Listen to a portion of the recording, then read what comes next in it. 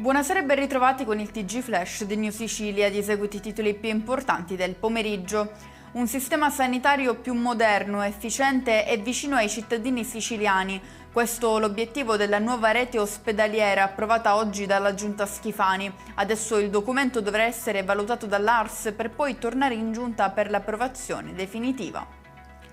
Arriva la risposta di Pietro Ciucci, amministratore delegato della società Stretto di Messina, che ha risposto alle critiche avanzate da alcune associazioni ambientaliste sul progetto del ponte. Il progetto definitivo del ponte sullo Stretto è stato sviluppato e approvato nel pieno rispetto delle normative italiane ed europee, ha spiegato Ciucci.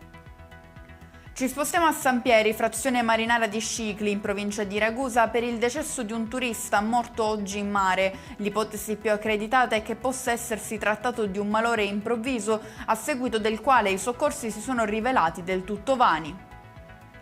All'aeroporto Trapani Birgi sorgerà il nuovo polo globale di addestramento dedicato ai caccia di quinta generazione F-35. La struttura sarà la gemella di quella attiva in Arizona, negli Stati Uniti, e diventerà un vero e proprio punto di riferimento internazionale per la formazione dei piloti.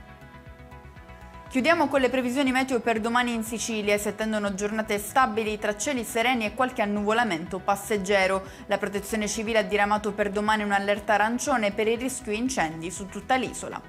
E con questo è tutto, prossimo appuntamento domani alle 13:30. Grazie per averci seguito, buon proseguimento di serata.